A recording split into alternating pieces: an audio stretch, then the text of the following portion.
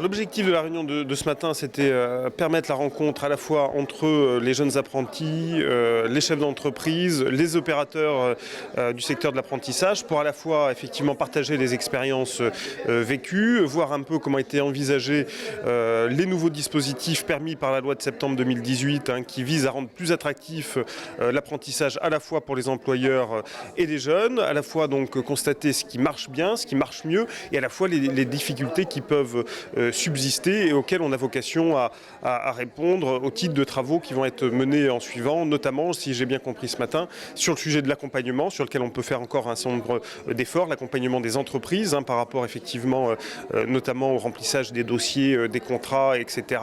Et puis effectivement des freins qui persistent en matière de mobilité. J'étais en mécanique à Île-aux-Rousses. Et bon, c'était pas quelque chose qui me plaisait, c'était mécanique bateau, avec ce que je voulais faire militaire. Donc, vaut mieux partir sur mécanique normale pour avoir des avantages dans l'armée. Pourquoi pas faire militaire à la Légion. Du coup, je suis allé voir Adrien et maintenant je fais mécanique générale. Alors qu'est-ce que ça t'apporte au jour le jour, cette formation? Plein de choses. Déjà, découvrir un métier. La mécanique, maintenant il y a tout le monde qui a un véhicule, donc c'est important de mettre un peu la main dedans. C'est quelque chose que tu recommandes, de la formation d'apprentissage?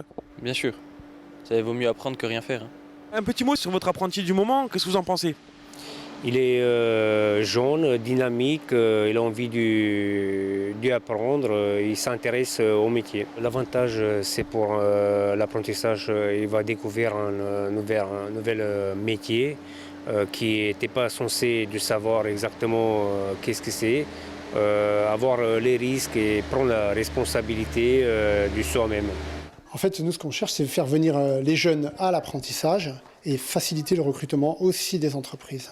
Dans le cadre de l'apprentissage, nous devons essayer de favoriser l'insertion des jeunes dans l'apprentissage, c'est-à-dire de leur faire tester des métiers, de pouvoir les accompagner tout au long du contrat et après de négocier avec les employeurs des pérennisations ou de trouver d'autres solutions avec d'autres employeurs. Et on peut imaginer une satisfaction aujourd'hui de voir certains jeunes réussir. Les jeunes ont répondu présent à notre appel et ils sont venus témoigner qu'ils pouvaient être pérennisés, avoir des contrats à la suite de cet apprentissage. Ils pouvaient continuer leur parcours d'apprentissage, passer d'un CAP à un bac pro et pourquoi pas devenir un employeur. On a même fait venir des jeunes employeurs issus donc, de l'apprentissage qui sont devenus employeurs aujourd'hui.